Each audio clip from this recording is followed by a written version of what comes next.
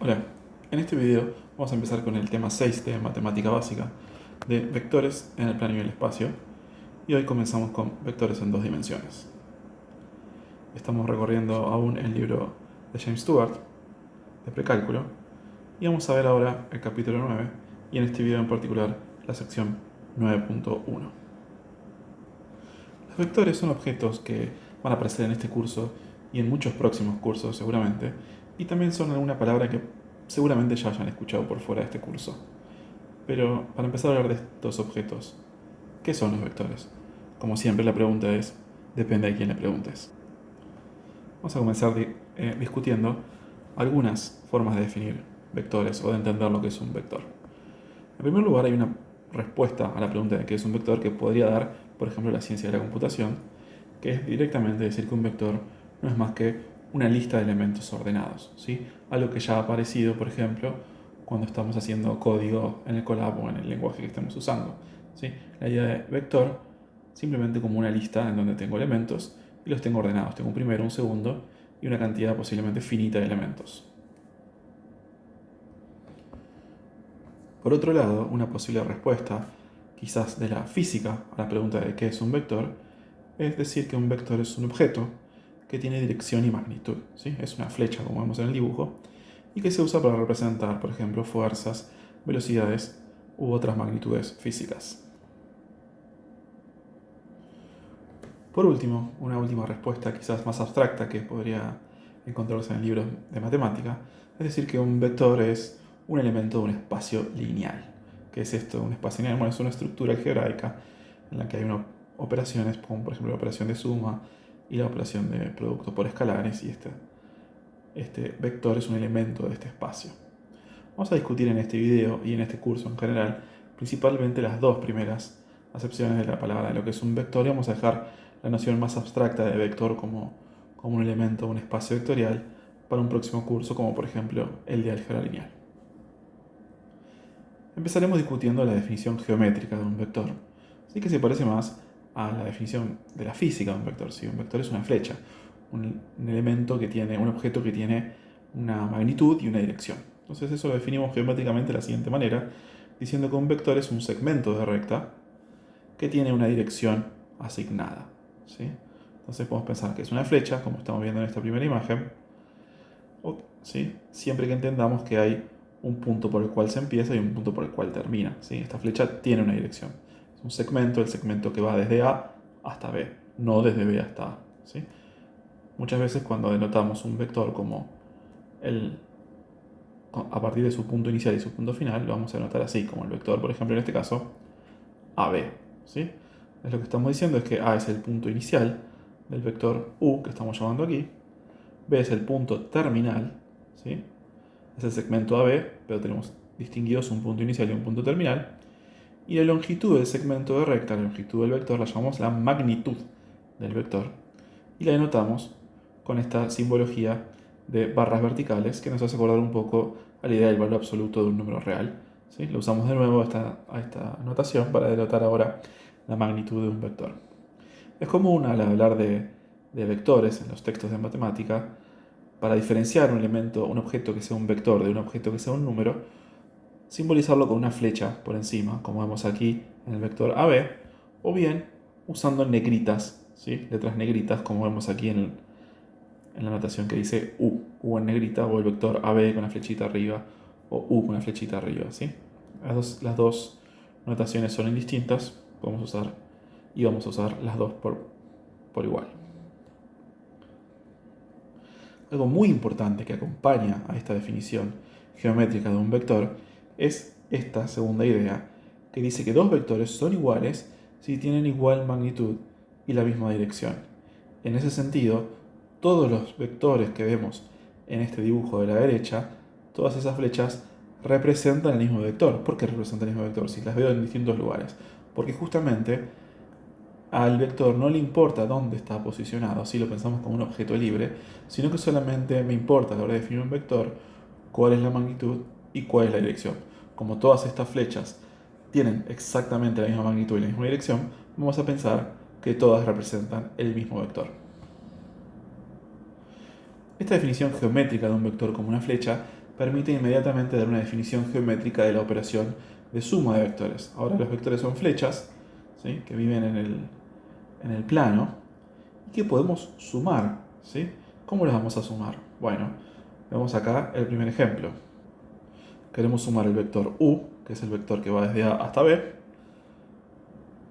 y a eso sumarle el vector b.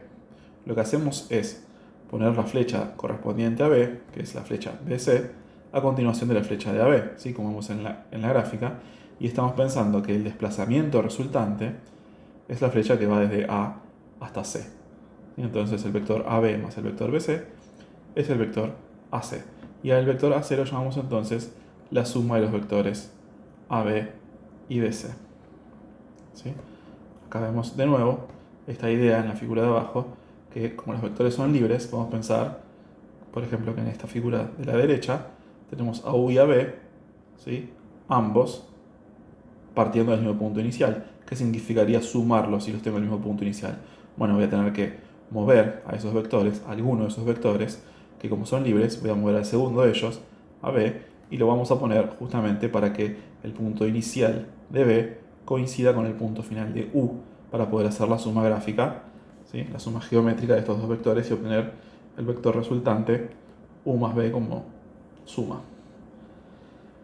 Esta idea de suma como desplazamiento nos permite también pensar en la idea de que hay un vector que no desplaza, ¿sí? Así como hay un número que no suma nada en el cuerpo de los números reales, que es el 0, podemos pensar que hay un vector que no produce ningún desplazamiento, que le vamos a llamar justamente el vector 0 o vector nulo, y lo vamos a denotar como un 0 con una flechita arriba.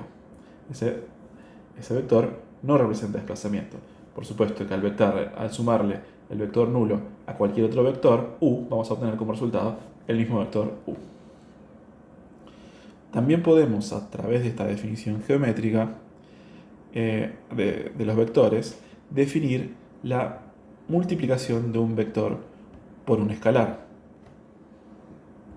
Cuando estemos hablando de números escalares en el contexto de vectores, lo que estamos diciendo es que es un número real. Un escalar va a ser un sinónimo de un real en este contexto de estudiar vectores. Le decimos escalar para diferenciarlo de las magnitudes o de las cantidades vectoriales. Entonces, si tenemos un vector b, como vemos aquí en la figura, y a es un número real cualquiera, definimos el vector a por b, ¿sí? Estamos multiplicando un número real por un vector, y el resultado es un vector que tiene la magnitud de el vector b multiplicado por el valor absoluto de a, y que tiene la misma dirección que b si a era un número positivo, o la dirección opuesta si a era un número negativo. Este proceso es la multiplicación de un vector por un escalar. Veamos estos ejemplos. Si b es la flecha que tenemos aquí en rojo, que es multiplicar a b por el número 1 medio, bueno, es una flecha que tiene 1 medio de la magnitud de b, pero que tiene la misma dirección,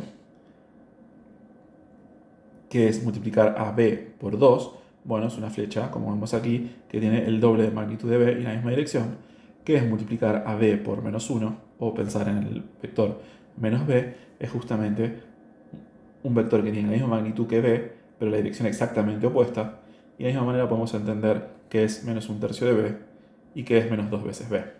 ¿Sí? Ahora, esto nos da pie a la siguiente pregunta, ¿qué es multiplicar por 0 un vector?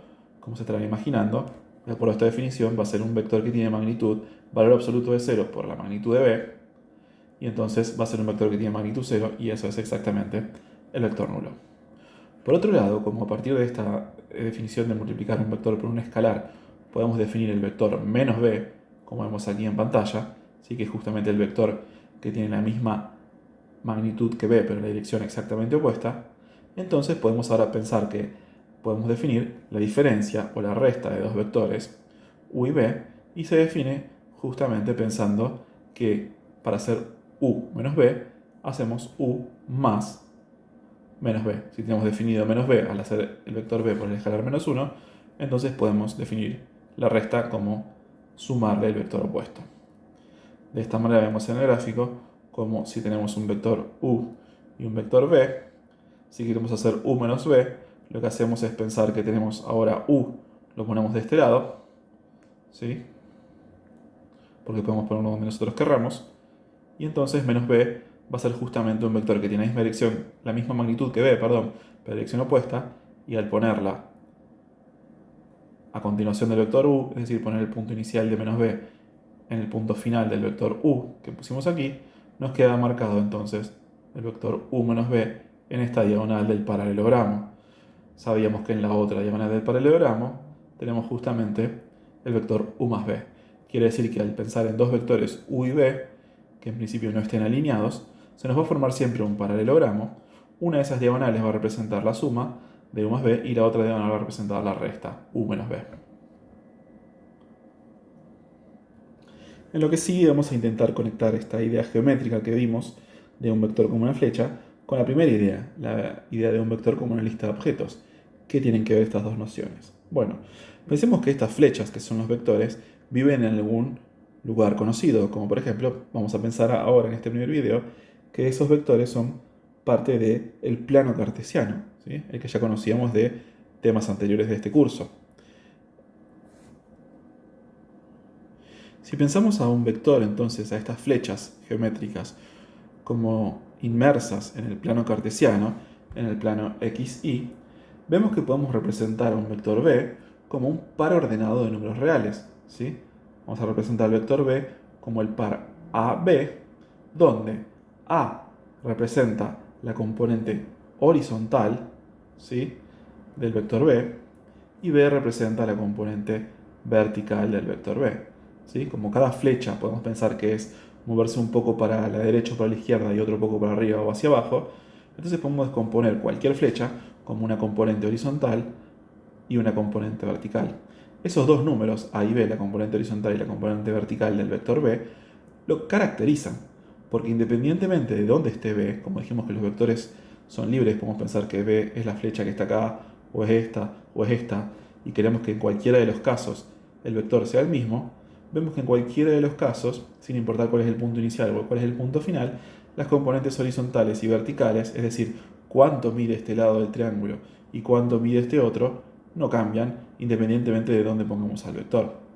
Siempre que mantengamos, por supuesto, su magnitud y su dirección, ¿sí?, como es el caso de los vectores. Entonces vemos que de alguna manera la componente horizontal y la componente vertical de B caracterizan a un vector B en el plano, y por eso podemos pensar que podemos representar a cualquier vector B del plano como un par ordenado de números reales, que es usual escribirlo como uno abajo del otro, ¿sí? Aquí, como vemos aquí, A, B y entre paréntesis. Pero también será natural a veces escribirlo como A, B, como uno al lado del otro, o también como hace el libro, usando esta notación de ganchitos, por ejemplo, A, B, ganchito, ¿sí?, como un paréntesis quebrado en lugar de un paréntesis.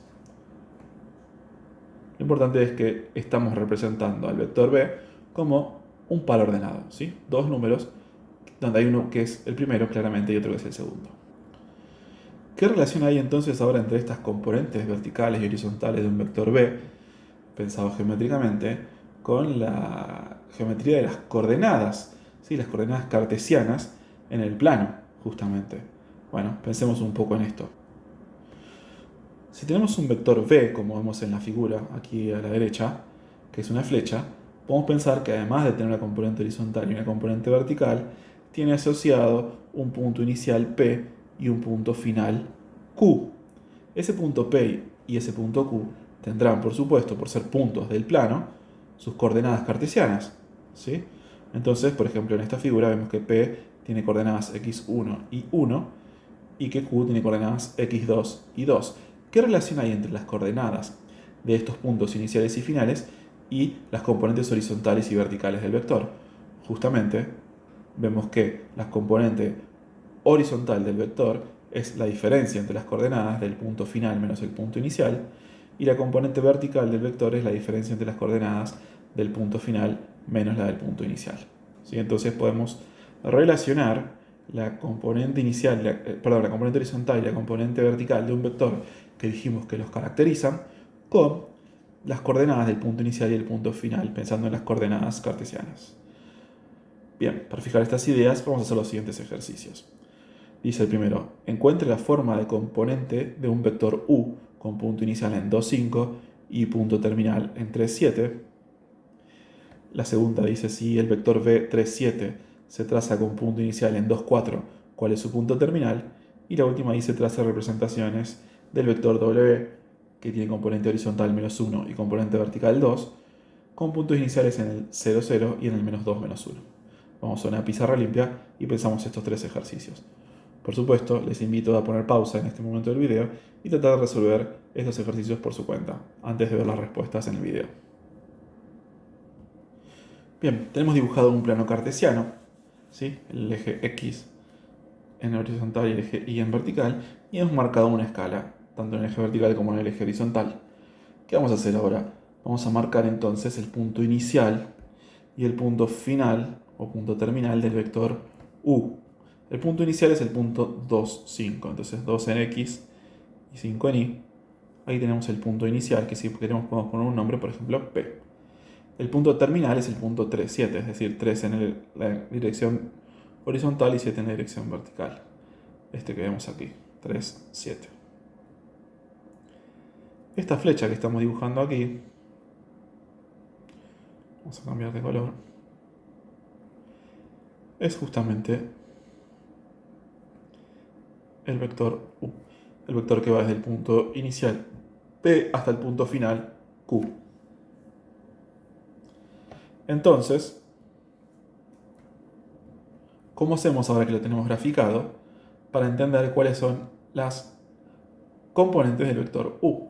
Bueno, de acuerdo a lo que aprendimos en el slide anterior, el vector U puede representarse, ¿sí?, que es el vector que va desde P hasta Q, como la diferencia de las coordenadas del punto final menos el punto inicial.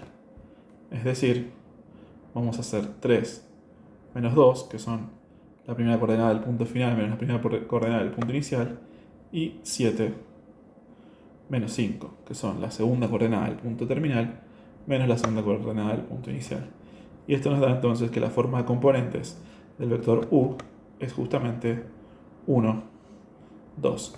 Y esto representa las longitudes de estos lados del triángulo, ¿sí?, con lados paralelos a los ejes coordenados, que forma el vector U como hipotenusa. Esta mide 1 y esta mide 2. Vamos con el siguiente video.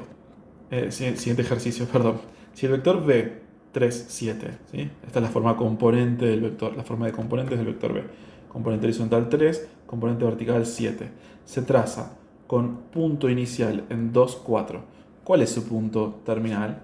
Bueno, hagamos una gráfica también para entender este ejercicio. Bien, hemos dibujado nuevamente el plano XY con una escala en cada uno de los ejes y vamos a marcar ahora entonces el punto inicial del vector V, que es el punto 2, 4. Entonces vamos en 2 en X y 4 en Y.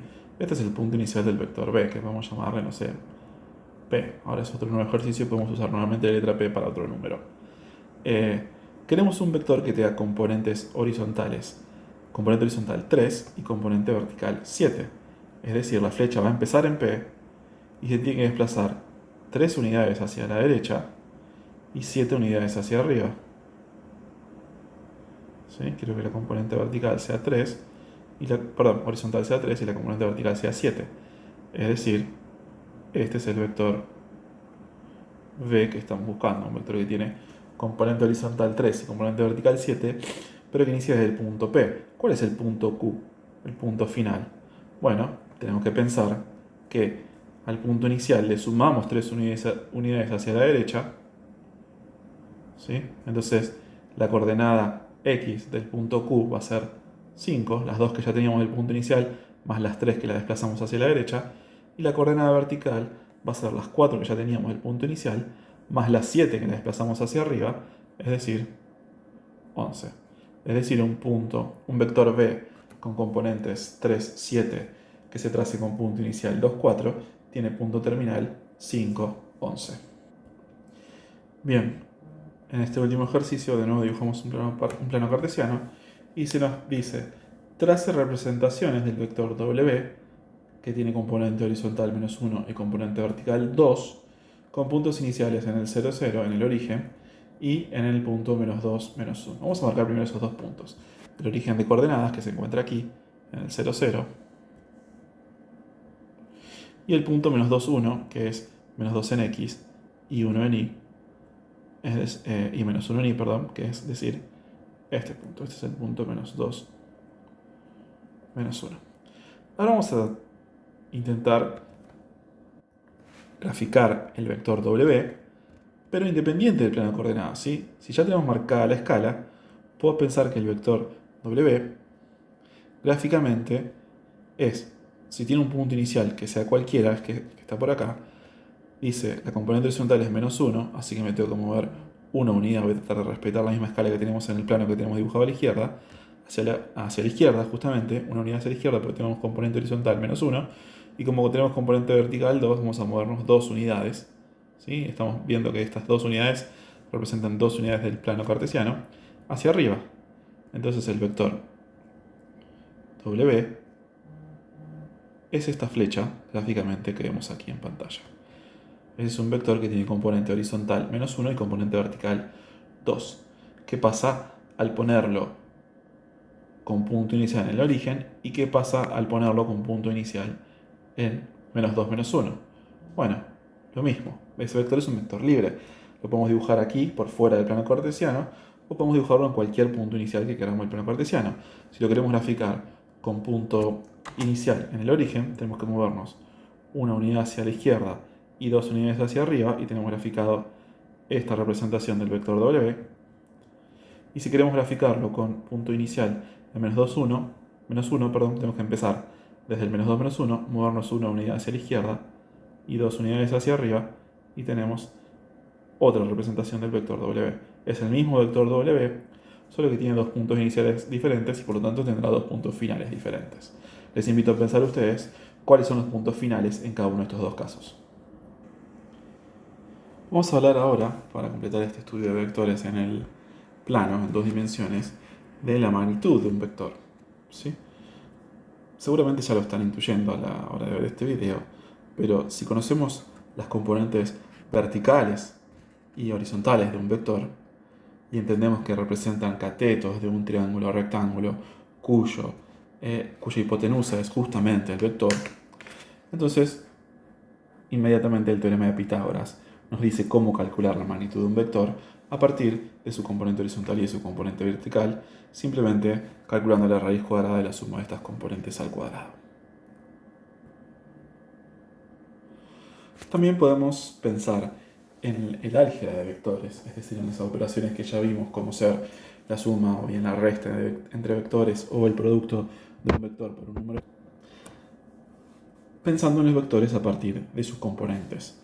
De esta manera, como vemos en el gráfico de la derecha, si pensamos en la suma, sumar un vector u que tiene componentes a1 y b1 con un vector v que tiene componentes a2 y b2, vamos a obtener un vector resultante suma u más b, cuya componente horizontal será la suma de las componentes horizontales de u y de b, y cuya componente vertical será justamente la suma de las componentes verticales de u y de b. Entonces, las componentes del vector suma son la suma de las componentes de cada uno de los vectores que estoy sumando. De la misma manera, las componentes del vector resta serán la resta de las componentes de los vectores, y las componentes del vector u multiplicado por el escalar c son justamente la multiplicación de cada una de las componentes del vector u por el número escalar c. A partir de estas definiciones ahora algebraicas vía componentes de las operaciones entre vectores, podemos enunciar las siguientes propiedades y vamos además demostrarlas. Vamos a demostrar alguna y dejar el resto como tarea para ustedes. Entonces, estas propiedades dicen que si tenemos tres vectores, u, v y w, y dos números reales, c y d, valen las siguientes propiedades. Entonces tenemos que la suma de vectores es conmutativa, ¿sí? Sumar u más b es lo mismo que sumar b más u.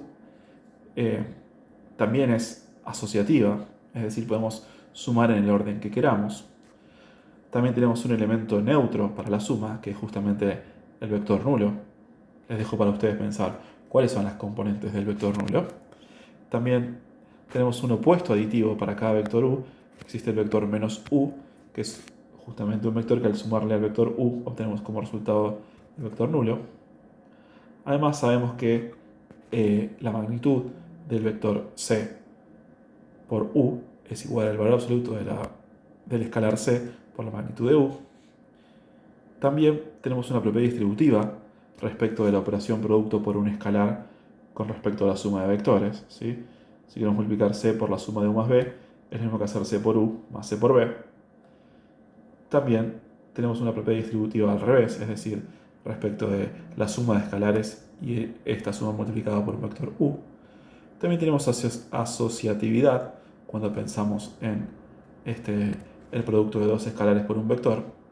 Y también tenemos que el 1 y el 0 de los números reales, ¿sí?, se comportan como neutros y como cero justamente de esta operación de multiplicar por un escalar. ¿Sí? Es decir, cualquier vector u multiplicado por el número 1 nos va a dar el mismo vector u, cualquier vector u multiplicado por el número 0 nos va a dar el vector nulo. Ojo aquí, ¿sí?, este 0 y este 0 no son el mismo 0. Justamente por eso uno tiene flechita y el otro no. El de la derecha es un 0 vector y el de la izquierda es un 0 número. ¿Sí? Son dos objetos distintos que representamos con símbolos casi iguales. De la misma manera, hacer c, un escalar c cualquiera por el vector nulo nos va a dar el vector nulo. ¿Sí? Ten en cuenta entonces que solo tenemos definida estas dos operaciones, ¿sí?, la suma entre vectores y en consecuencia la resta, por supuesto, y la operación de multiplicar un vector por un escalar. ¿Qué cosas no tenemos definido y no vamos a definir por ahora?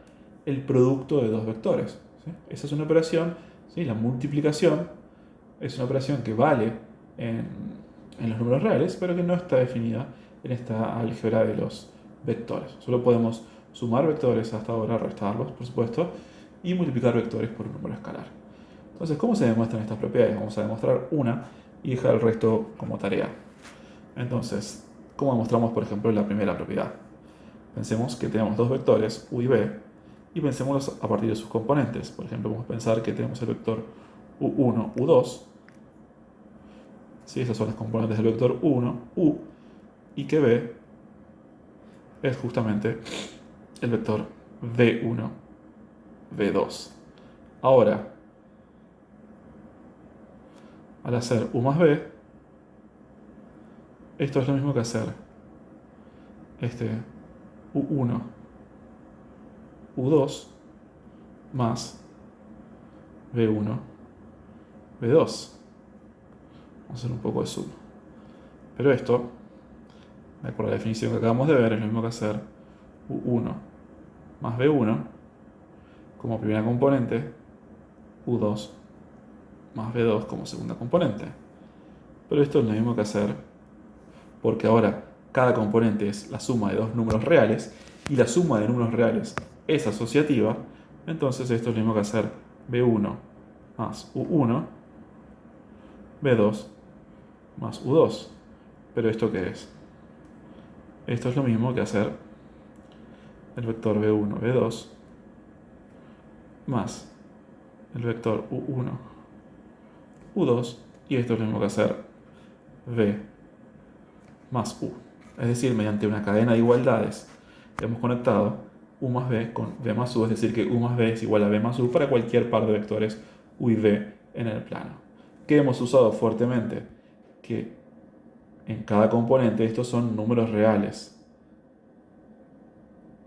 Y los números reales sí son asociativos, conmutativos respecto de la suma.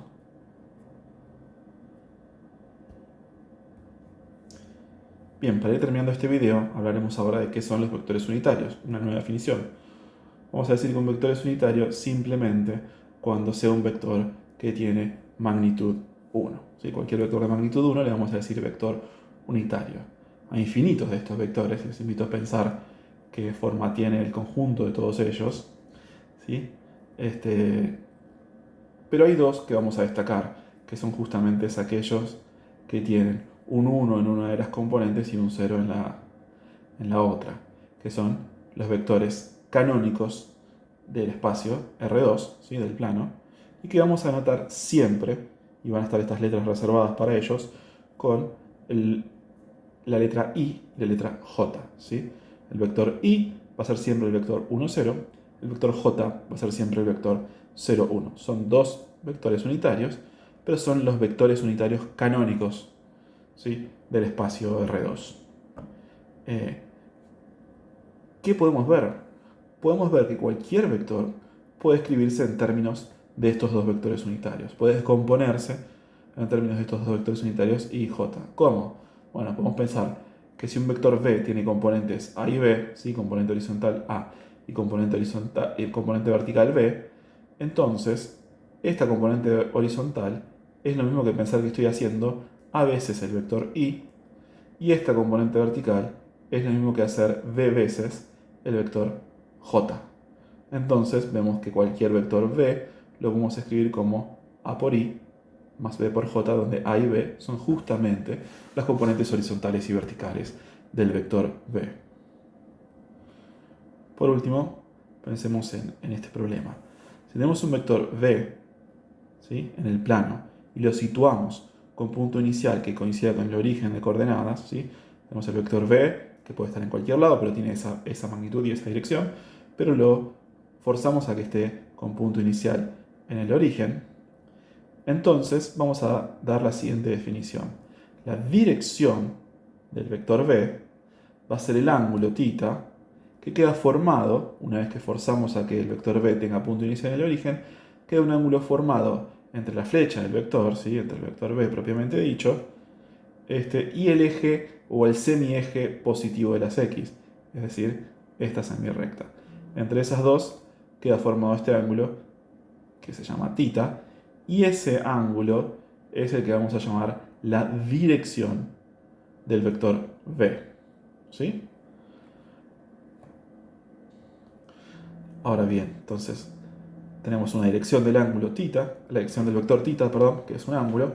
Tenemos la magnitud del vector V, que es la longitud de ese segmento de recta. ¿Qué relación hay entre esas dos cantidades?